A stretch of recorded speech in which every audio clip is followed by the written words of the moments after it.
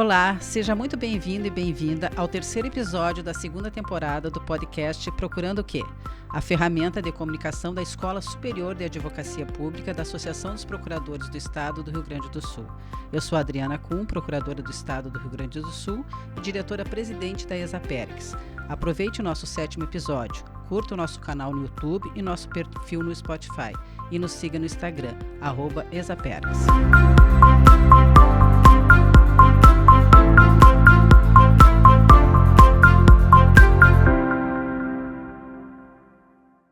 O terceiro episódio dessa nossa segunda temporada tem por objetivo falar de um tema muito contemporâneo, diversidade, onde estamos e para onde queremos ir.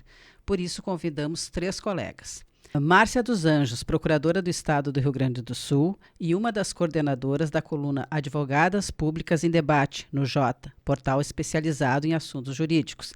Também representa a PGE no FONPED, o Fórum Permanente de Equidade e Diversidade do CONPEG. Lenita Leite Pinho, procuradora do Estado de São Paulo e coordenadora do FONPED, além de coordenadora do Comitê de Diversidade da PGE de São Paulo. Lourenço Floriani Orlandini, procurador do Estado do Rio Grande do Sul, coordenou a Comissão de Direitos Humanos da PGE do Rio Grande do Sul de 2021 até setembro de 2024 e atualmente representa a PGE Rio Grande do Sul no Conselho Estadual LGBT. Olá, Márcia. Primeiro, gostaria de abrir o podcast com uma introdução sobre o tema, te perguntando sobre quais os principais desafios enfrentados pela advocacia pública estadual em relação à diversidade e à equidade. Oi, Adriana. Oi, Lourenço e Lenita. Muito obrigada pelo convite da ESAPERIX para falar desse tema tão importante. Muito obrigada a todos que estão ouvindo por se importarem com a temática e agradeço bastante pela participação. Adriana, eu acho que o maior desafio da advocacia pública em relação à equidade e à diversidade é estar inserida nessa estrutura social, né? Estamos numa sociedade em que tem por estrutura a desigualdade mesmo, né? Nós temos pessoas brancas, homens ocupando as principais posições de poder, apesar de termos uma sociedade bastante miscigenada, mais de 50% da população brasileira não é branca, ainda assim nós vemos rostos muito parecidos ocupando as estruturas sociais. Então, o maior desafio da advocacia pública é como não reproduzir essas estruturas que são dessa maneira, né? Então, quando a gente tem um neutro, quando a gente parte do normal, quando a gente não problematiza a questão, a gente vai estar cometendo essas mesmas desigualdades que estão inseridas intrínsecas na sociedade. E quando eu falo isso, eu não digo que o agente público cometa desigualdades, que o agente público seja racista, que o agente público seja machista. Não é sobre isso que estamos falando aqui. O que eu falo é que o neutro, o normal, o natural é que as estruturas sejam desiguais. Então, o maior desafio é fazer diferente, né? Então, eu acredito que o maior desafio da advocacia pública seja conseguir sempre sair do neutro, sair do padrão, é sempre problematizar, porque se a gente não problematizar, se a gente se deixar levar pelo que é normal e natural para a gente vai estar cometendo desigualdades. Então, o maior desafio é pensar constantemente, todo o tempo, em como nos posicionar para fazer diferente, para sair desse padrão normativo que reproduz essas estruturas sociais como uma instituição. Nós também estamos fazendo as mesmas coisas, então se existe um racismo social, a gente também comete um racismo institucional, ainda que o agente público em si não esteja sendo racista. Então o maior desafio é realmente conseguir pensar além do que é posto e ter esse tema da diversidade e equidade como uma questão constante, interseccional. A gente precisa pensar durante todo o tempo se estamos trazendo uma diversidade e fazendo a equidade dos grupos diversos que integram a nossa instituição para que efetivamente a gente consiga fazer diferente.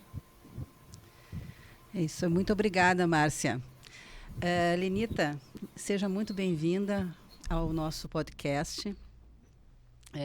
A Lenita é a nossa colega, né, de São Paulo, nossa estrangeira aqui no momento, né? Seja muito bem-vinda. Lenita, Eu gostaria que tu falasse um pouco sobre esse documento muito importante que tem guiado a discussão sobre o tema, que é o Panorama da Diversidade nas Procuradorias Gerais dos Estados e do Distrito Federal. Quais foram as principais conclusões deste documento, que gerou uma base de dados sólidos para pensar o tema da advocacia pública estadual? Bom, obrigada, Adriana. Primeiramente, agradeço o convite de estar aqui ao lado da Márcia e do Lourenço para tratar desse tema tão importante. E sobre o diagnóstico que foi realizado, ele foi realizado pelo Fórum de Equidade no ano de 2023, envolvendo todas as procuradorias estaduais e do Distrito Federal. Foi um trabalho muito grande entre os membros, envolveu todas as direções, as procuradorias gerais, e nós tivemos um resultado bem expressivo, uma participação de mais de 5.300 pessoas, entre procuradores, servidores e colaboradores, responderam na nossa pesquisa, mais de 1.400 procuradores. Então, nós pudemos fazer realmente uma análise das condições de diversidade dentro das nossas instituições. Sendo esse um trabalho que também nós usamos como espelho trabalhos realizados semelhantes pela Defensoria, pelo MP, pela magistratura. Então, nós seguimos um caminho que já vem sendo trilhado por todas essas instituições. As principais conclusões que nós encontramos no nosso trabalho, primeiro foi que há uma ausência de dados oficiais das procuradorias estaduais sobre o tema da diversidade. Isso é algo que nos causa uma preocupação, porque até para que nós possamos direcionar e acompanhar o resultado das medidas de diversidade que estão sendo realizadas, nós precisamos ter dados concretos e que possam ser acompanhados pelas instituições, e na ausência desses dados oficiais, isso fica muito jogado mesmo, né? Então, esse é um ponto essencial que nós concluímos que precisa ser revisto pelas procuradorias. Quanto a temáticas e as respostas, né, que foram realizadas, várias questões surgiram do que nós conseguimos acompanhar. Eu acho que a principal delas é que nossas procuradorias elas são essencialmente compostas por pessoas brancas. Entre procuradores, a resposta que nós tivemos foi de mais de 81% de procuradores brancos, o que eu acredito que é um número que deve causar espanto a todos, porque está muito distante da composição da população brasileira, e é algo que precisa ser revisto e analisado também pelas procuradorias.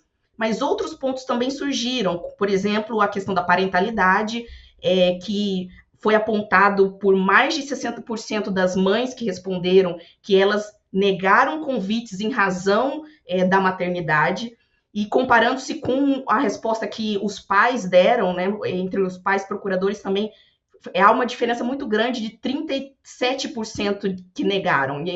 Então, existe aí, nós podemos concluir que existe uma dificuldade de atuação para as mães procuradoras que precisa ser também considerado quando nós vamos planejar as nossas instituições e as ações que nós vamos implementar.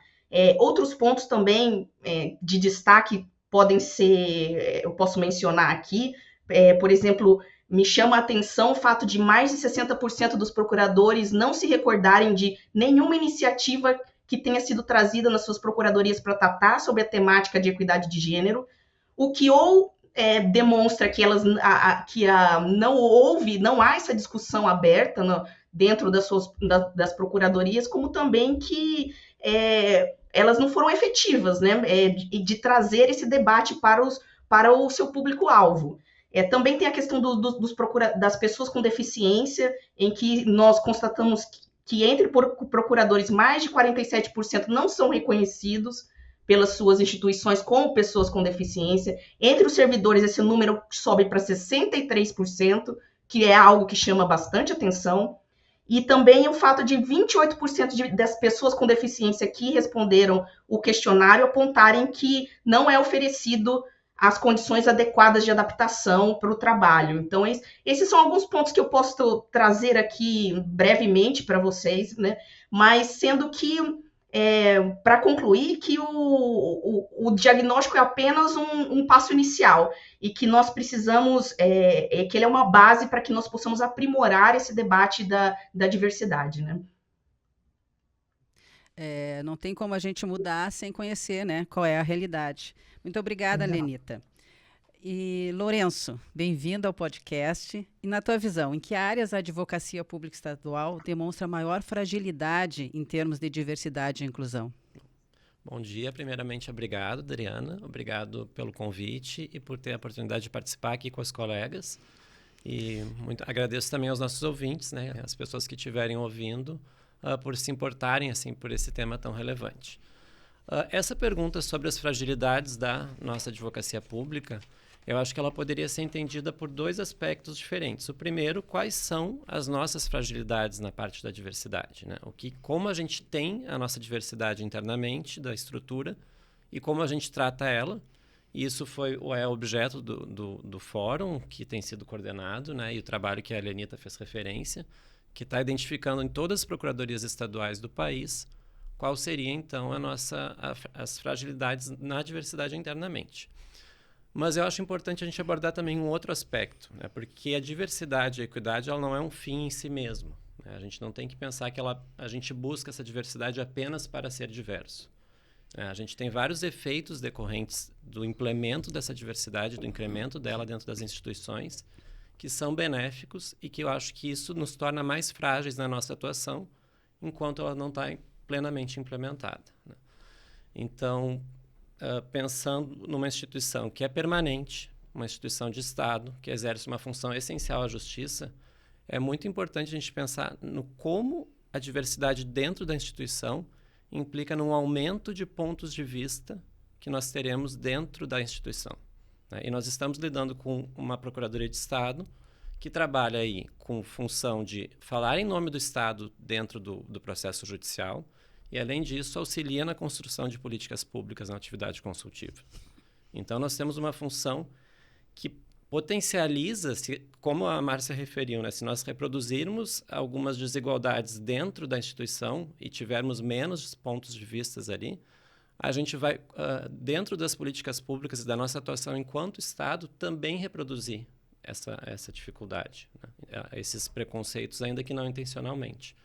Eu uso um exemplo primeiro para a gente ver o benefício, talvez, que possa trazer a multiplicidade de pontos de vista, que nem tem tanto a ver, não necessariamente tanta relação quanto a diversidade dos segmentos que a gente fala, embora tenha com uma questão de segmento social e extrato econômico, que é o caso das ações envolvendo alagamentos, né? Quem trabalha na PGE do Rio Grande do Sul há muito tempo sabe que nós temos ações contra alagamentos no Estado, né? Na região metropolitana, e que nós tratamos essas ações como algo distante, né? São pessoas que não estão dentro da estrutura. Agora, recentemente, com esse fenômeno que aconteceu aqui no Estado, né, com toda a enchente que assolou boa parte do Estado, eu acredito que a gente tendo alguém próximo, ou alguns de nós mesmos sofrido as consequências desse alagamento, né, desses enchentes, mudado um pouco a nossa percepção sobre isso. Então, na medida em que eu não tenho dentro da instituição, eventualmente, pessoas negras, né, pessoas que tenham uma diversidade de raça, pessoas que tenham mais respeito e conforto quanto ao gênero, a orientação sexual, eu talvez não consiga falar em nome do Estado com tanta tranquilidade sobre esses temas e pensando as políticas públicas também sobre esse tema, né? Um exemplo aqui, outro exemplo, mas que não tem a ver com o Rio Grande do Sul, é que, por exemplo, um homem trans menstrua, ele precisa fazer consulta ao ginecologista, mas o sistema do Ministério da Saúde não permitia que essa pessoa fizesse o atendimento, porque o sistema não entende que aquela pessoa do gênero masculino vai ter que ir no ginecologista. Então, isso precisou ser objeto de decisão judicial pelo STF, determinando que retificassem o sistema, né, para que permitisse esse tipo de situação. Então, é uma série de atuações que nós temos no dia a dia que podem impactar, né? Se eu estou trabalhando daqui a pouco na alienação de imóveis do Estado, né, na destinação de imóveis do Estado, e eu me deparo com um imóvel que tem uma questão de tradicionalidade de ser terra indígena, como é que eu vou tratar isso? né? Se eu estou discutindo ali se é uma questão de demarcação de terras.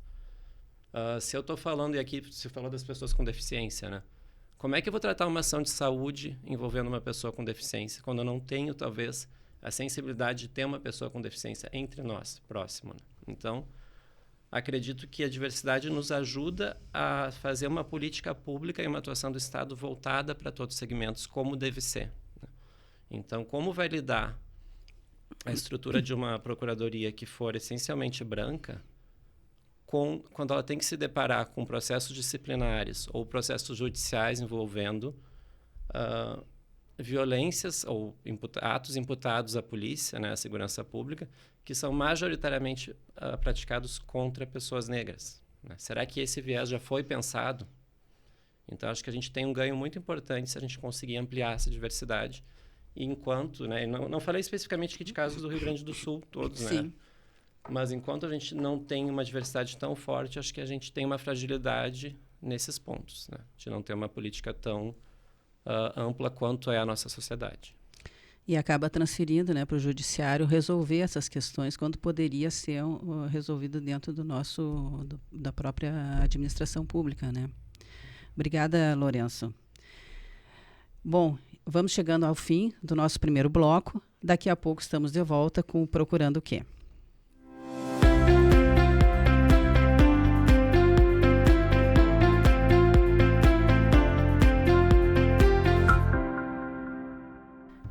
Estamos de volta com o 7º episódio do Procurando o Quê? O podcast da Exapergs. Eu sou Adriana Kuhn e hoje estou conversando sobre diversidade com Márcia dos Anjos, Lenita Pinho e Lourenço Orlandini. Retornamos contigo, Márcia. Para seguir no assunto, qual deve ser o papel das associações de classe no desenvolvimento da diversidade no serviço público? Bom, Adriana, no primeiro bloco eu falei sobre o principal desafio da advocacia pública, que é fazer diferente, sair dessa neutralidade que acaba reproduzindo desigualdades. Então, eu trago aqui como o principal papel das associações de classe exatamente suprir esse desafio, né? Conseguir enxergar que não fazer nada, né? Que não problematizar a desigualdade ainda que sem propósito, sem intenção, reproduzir essas desigualdades. E a partir de então, eu consigo pensar em algumas ações, como, por exemplo, a Lenita também falou no primeiro bloco sobre como o diagnóstico de diversidade das procuradorias trouxe uma desigualdade racial, como trouxe a questão da parentalidade e trouxe a situação de alguns procuradores e servidores deficientes que não são reconhecidos como tal pela instituição. Então, a associação de classe pode normalizar, mudar essa visão que a gente tem de procurador. Quando a gente pensar em procurador, a gente entender como normal ver mulheres mães, ver procuradores negros, ver pessoas com deficiência. E aqui eu falo de procuradores porque estamos no âmbito da associação de procuradores, mas isso pode ser estendido para qualquer tipo de associação quando a gente pensa nos seus membros. Então, esse, por exemplo, é um papel muito significativo da sociedade, né? Quem de nós nunca participou de um evento cujos palestrantes eram inteiramente homens brancos e a gente nunca achou isso estranho, né? Porque, infelizmente, essa imagem que a gente tem de profissional. Então, eu acho que o papel da associação de classe é mudar essa imagem que a gente tem do profissional. A gente precisa conseguir enxergar procuradores com deficiência, a gente precisa conseguir enxergar procuradoras com um filho no braço, com uma criança, a gente precisa conseguir enxergar procuradores negros. Então, é um papel muito importante da associação de classe expandir a voz e a imagem dos seus membros. E a associação pode fazer isso quando ela impulsiona algum membro, ela pode impulsionar pessoas diversas, quando ela compõe seus órgãos de classe, quando ela compõe seus órgãos diretivos, quero dizer, quando ela compõe seus comitês internos, enfim, então, para que a gente consiga expandir essa imagem. A associação de classe pode também promover debates como esse que a gente está promovendo agora, que ocorre no âmbito da nossa associação de classe. E é importante também a gente lembrar, quando eu falo de impulsionar essas pessoas, é impulsionar essas pessoas sobre os mais variados temas, não apenas sobre temas que digam respeito à diversidade e igualdade. Não é uma pessoa negra, ela pode falar sobre todos os assuntos que estejam sob seu alcance, e não apenas sobre questões raciais. Então, é isso, né, sobre isso que eu falo, é promover esses debates, mas não responsabilizar essas pessoas que compõem esses grupos como as únicas pessoas que precisam falar sobre isso, né? Eu sou uma mulher branca, eu preciso falar sobre isso, eu tenho responsabilidade no racismo. Então, e do mesmo modo, uma pessoa negra pode ser mestre, doutor especializado em qualquer área do conhecimento que não necessariamente diga respeito à desigualdade ou ao racismo. Então, a gente precisa promover essa alteração, a gente precisa associar pessoas diversas a assuntos diversos. E eu entendo também que pode ser um papel muito importante da associação, das associações como um todo, da nossa associação, inclusive, acompanhar e enxergar e ver como as pessoas diversas se misturam à instituição. Digo assim, por exemplo, no nosso concurso a gente tem previsão de ingresso por cota. Essas pessoas, cota racial, essas pessoas que ingressaram por cota racial se sentem pertencentes à instituição, elas têm uma ascensão profissional, uma ascensão funcional que é parecida com a das pessoas brancas, ela consegue se misturar, ela consegue falar, ela consegue fazer parte. Então, eu entendo como um papel da associação acompanhar e ajudar e entender e problematizar se essas pessoas, se essa instituição está pronta para receber essa diversidade, para que a diversidade também, para que a gente não apenas faça essas pessoas entrarem, mas para que a gente permita que todas as pessoas participem efetivamente, que tenham sua ascensão profissional regular, e que falem, participem dos eventos e que se sintam parte da instituição e voz da instituição. Bom, são alguns exemplos, mas em síntese é sair do normal padrão, sair da normalidade branca e desigual. Além de somente cotas, né? Fazer a pessoa se integrar realmente na instituição. Exatamente. Mudar a imagem da instituição como um todo. Obrigada, Márcia. Lenita, vamos voltar então ao panorama que foi produzido pela FONPED. De que forma tu entende que ele incentivou a criação do Manual de Boas Práticas, né, que está em produção e deverá ser lançado ainda em 2024? Bom, como eu falei no primeiro bloco, o panorama ele apontou uma ausência de direcionamento claro e de mecanismos efetivos para acompanhamento das práticas de diversidade que são realizadas nas nossas procuradorias. Então, sendo constatada essa lacuna na promoção da inclusão, nós do Fórum nós pensamos na elaboração desse manual de boas práticas de gestão. Ele é um manual que é voltado mais para a direção das nossas procuradorias e não é um manual de conduta aos procuradores, né? Existem muitos e ótimos manuais sobre essa questão voltada para a prática, para o indivíduo em si, mas o nosso manual é voltado para a instituição mesmo, para que, com respeito à autonomia de cada uma e das diferenças que cada procuradoria possui, nós possamos indicar diretrizes e ações práticas que possam ser realizadas pelas procuradorias, né, e que possam estabelecer metas e, principalmente, indicadores de resultado, em que a gente possa acompanhar o resultado dessas ações que estão sendo realizadas. E, principalmente, que seja um ato planejado das ações dessa procuradoria. A ideia do manual é promover, exatamente como foi falado pelo Lourenço, pela Márcia, esse ambiente mais inclusivo, com maior eficácia mesmo, né? Porque a gente reconhece que a diversidade traz essa maior eficácia do serviço público. E esse é um objetivo que nós, como instituição pública, devemos almejar, né? Mas outro ponto importante que eu acho que o manual pode nos trazer é uma busca na redução da judicialização sobre temas de diversidade. Muitas questões, por exemplo, sobre cotas, sobre pessoas LGBT que ia mais e sobre PCD, eles podem gerar, caso as nossas procuradorias não se alinhem à legislação e ao novo direcionamento da jurisprudência, podem gerar grandes ações que causem problema para nossas procuradorias. Então, uma das ideias também é evitar que isso ocorra e que nós possamos atuar de maneira alinhada e de acordo com a jurisprudência sobre o tema, né?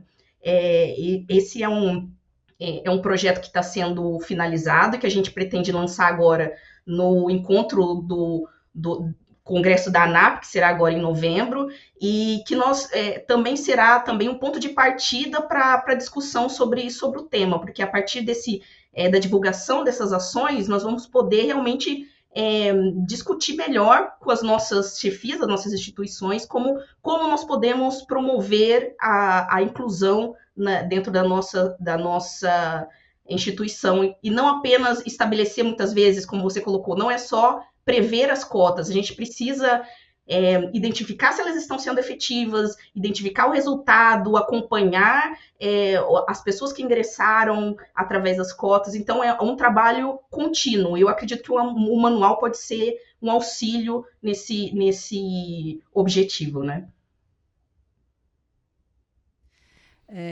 Lourenço, o amadurecimento dessa discussão dentro da advocacia pública estadual se conecta com as conversas que ocorrem no Conselho Estadual LGBT ou até mesmo no Conselho de Direitos Humanos da Procuradoria, que tu esteve presente até bem pouco tempo?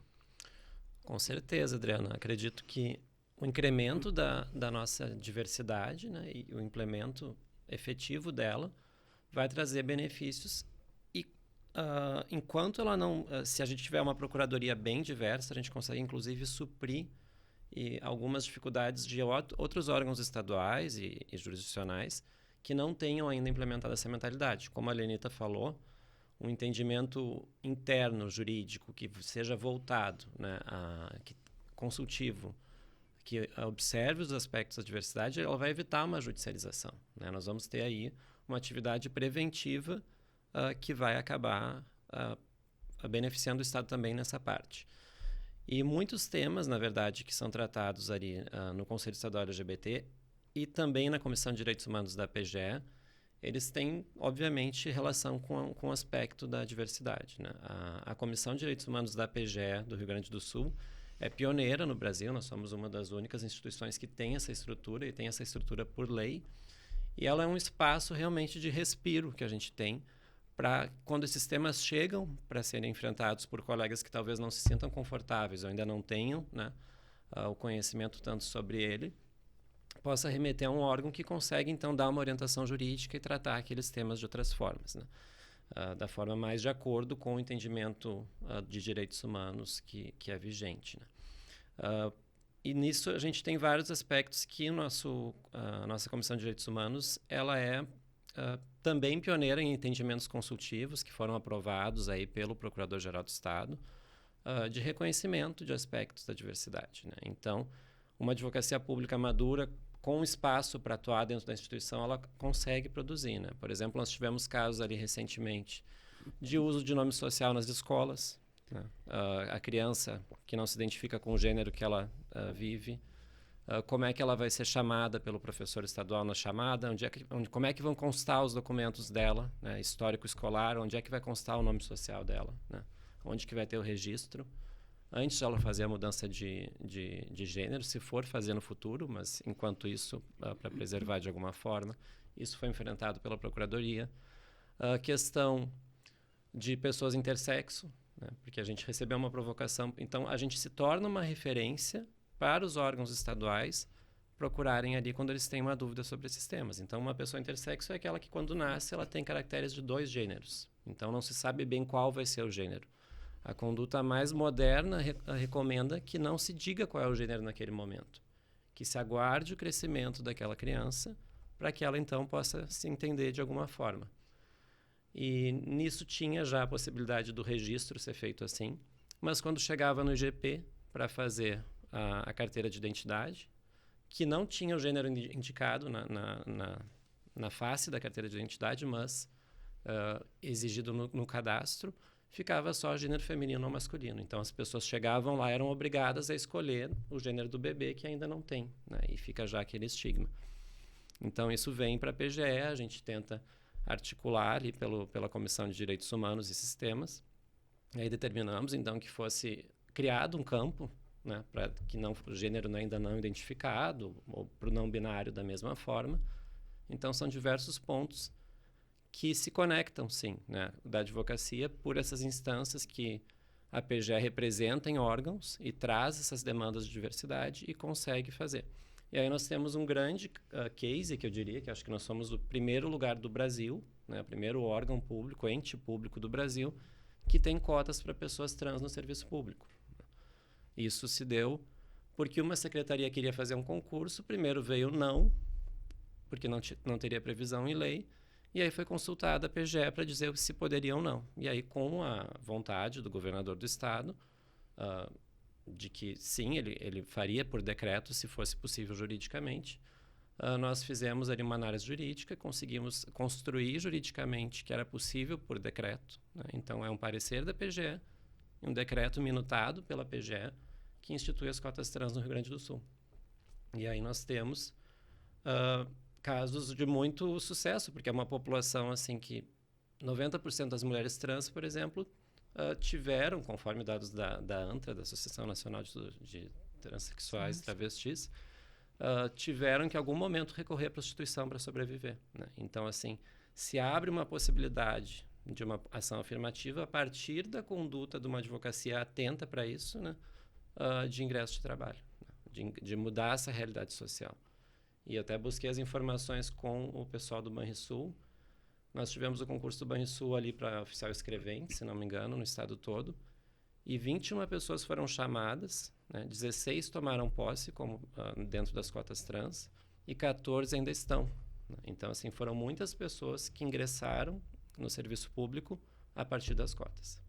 Mas como já antecipando assim, os caminhos futuros, temos a dificuldade porque as cotas não são suficientes, né? Nós tivemos um caso, por exemplo, que depois foi revertido pela Justiça do Trabalho de uma pessoa trans dessas que havia sido demitida e se entendeu na TRT que era por discriminação, então teve a reversão. Então, como ela se sentiu dentro daquela agência bancária, né? E nós tivemos, por exemplo, agora o caso do concurso do magistério com milhares de vagas e mais de 40, se eu não me engano, ofertadas para as pessoas trans e nenhuma pessoa aprovada. Então, assim, a gente tem outros desafios que a gente tem que se deparar, né? Mas isso pode ser tratado mais adiante. Mas já é uma boa notícia, né? É realmente algo que faz diferença, né? Tu colocar as pessoas no mercado de trabalho mais regular, digamos, né? Obrigada. Vamos agora, então, para o nosso último intervalo. Em seguida, voltamos com o bloco final do Procurando o Quê?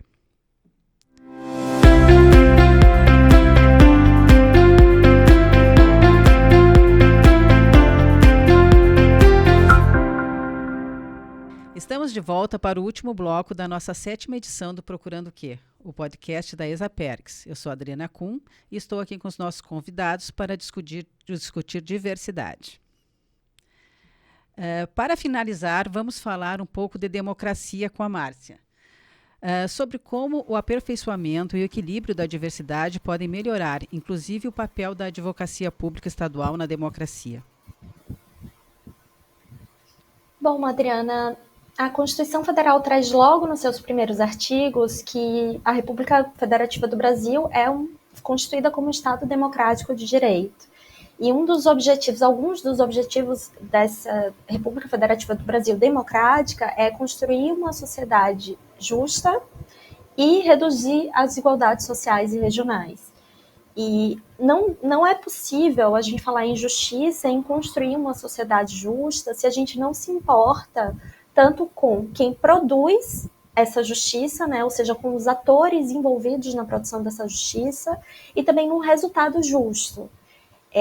No âmbito do direito, especialmente, a gente fala muito sobre, por exemplo, quando a gente aborda a justiça, a gente aborda, por exemplo, razoável duração do processo, acesso a defensorias públicas, e todos esses são pontos, sim, importantes na produção da justiça, mas a gente também tem que trabalhar a justiça sob o ponto de vista da redução das desigualdades, né, como a própria Constituição brasileira traz como fundamentos e objetivos da República Brasileira, dos entes federativos. Então, a gente precisa pensar sobre quem produz a justiça e sobre o resultado que a gente causa com essa justiça. E nesse ponto eu me comunico muito com a fala do Lourenço no primeiro bloco, quando ele traz a advocacia pública como uma função essencial à justiça, e sobre como a diversidade não é um fim em si próprio, como a diversidade atua para que esse resultado que a gente produza enquanto função essencial à justiça seja efetivamente justo. Ele falou, por exemplo, sobre a ampliação dos pontos de vista, não é? Como é que eu vou produzir justiça se os atores que exercem essa função essencial são todos iguais e partem de pontos de vista tão parecidos. Então, a gente precisa ampliar os pontos de vista, a gente precisa ampliar as pessoas que produzem o direito, as pessoas que ingressam e atuam e fazem parte da advocacia pública para que a gente possa, a partir de pontos de vista mais diversos, mais ampliados, atuar efetivamente na concretização da justiça, como é a nossa função constitucional. E quando a gente fala em advocacia pública, a gente fala exatamente no órgão, no papel constitucional que tem por função precípua falar em nome do governo, falar em nome do Estado, como o Lourenço também trouxe, e produzir orientações jurídicas e pensar juridicamente as políticas públicas e as ações estatais. Então, como é que vamos, nós, membros da advocacia pública, conseguir entender juridicamente a abrangência de uma política pública se a gente não tem dentro dos nossos quadros pessoas que consigam ver e enxergar a partir de diversos pontos de vista e consigam cobrir todos os lados e todos os meandros daquela atuação. Então, para que a gente efetivamente possa atuar como um Estado democrático do direito, a gente precisa reduzir as desigualdades, a gente precisa ser justo, produzir um resultado justo, e eu não vejo como isso seja possível sem que a gente consiga ter um quadro diverso, uma série de pontos de vista dentro de uma mesma instituição. Então, para mim, são conceitos que são indissociáveis. Obrigada, Márcia. Lenita, te convido então para fazer considerações finais e quais serão os próximos passos do FONPED. Bom, primeiro eu gostaria de agradecer a oportunidade de estar aqui falando sobre o tema. Eu acho maravilhosa a iniciativa da associação, do podcast, de abrir esse espaço. Acho que essa ter espaços de debate, eu acho que são essenciais para que a gente realmente consiga avançar na questão da diversidade, da questão da inclusão. O fórum, ele vem trabalhando extensivamente na produção do manual para divulgação, como eu disse agora em novembro, mas nós também temos uma outra iniciativa que está em andamento, que é a produção de um livro coletivo de produção entre procuradores e servidores de todas as procuradorias, que também tem a ideia de ampliar e ser um espaço de debate também sobre equidade. O tema do livro é Diversidade e Equidade, Olhares da Advocacia Pública. Então, nós estamos recebendo artigos como eu disse, de procuradores e servidores que integram as nossas instituições e que até o final de novembro, meados de novembro, e também, então essa é outra iniciativa que o Fórum visa lançar agora também no ano de 2025, como mais uma forma de debatermos a diversidade. Além disso, eu acredito que a ideia do fórum é realmente que nós possamos trazer a temática da diversidade não apenas para situações de celebração em datas comemorativas, como nós já temos o Dia da Mulher, o Dia da Consciência Negra, mas também que nós possamos tratar desse tema quando nós estamos planejando as ações nas nossas instituições, quando nós estamos estruturando a procuradoria, porque só dessa maneira é que nós efetivamente vamos conseguir produzir resultados efetivos, produzir resultados que alterem as condições que eu já coloquei aqui no primeiro bloco, né, de muitas vezes de diferença racial, de muitas vezes de invisibilidade de algumas pessoas. Então, nós só vamos conseguir fazer e alcançar essa meta se nós tivermos essa consciência de pensar a diversidade a todo momento, e não apenas em ocasiões especiais, né, que são importantes para que a gente tenha um espaço, mas que não podem ser únicas e exclusivas, né? Então, acho que o principal foco do fórum é produzir esses momentos de debate, né?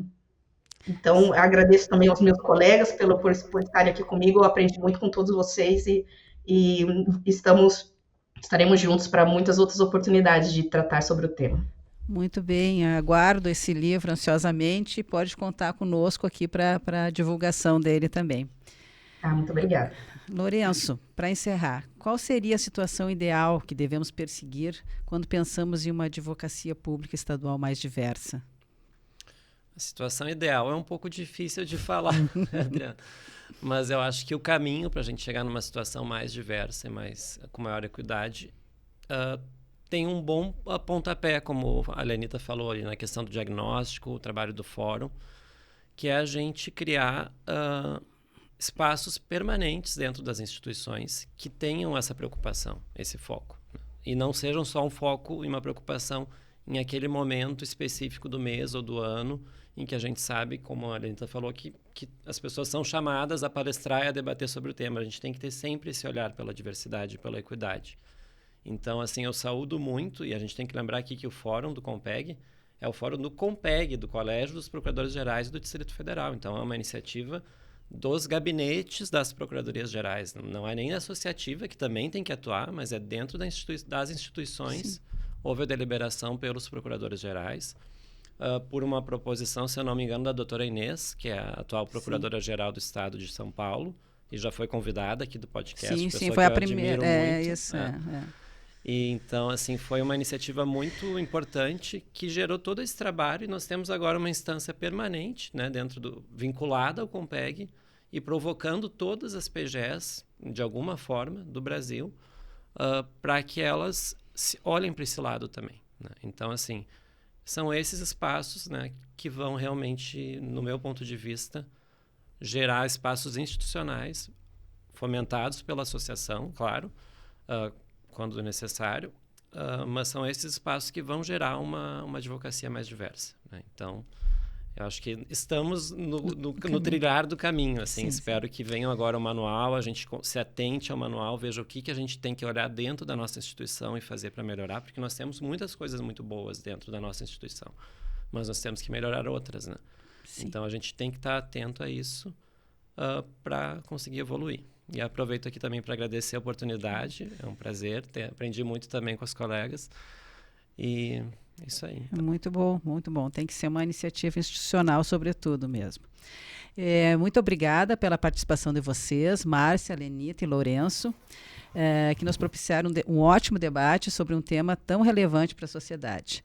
Eu vou aproveitar aqui para improvisar e agradecer, fazer um agradecimento à Lenita em nome da associação, porque na época das enchentes aqui no Rio Grande do Sul, foi a Procuradoria de São Paulo que tomou uma iniciativa, né, de nos ajudar mais diretamente num primeiro momento, e com eles a gente fez um aulão que arrecadou fundos e conseguimos ajudar uma escola que perdeu tudo, né, a reconstruir para a educação infantil numa zona muito pobre aqui de Porto Alegre.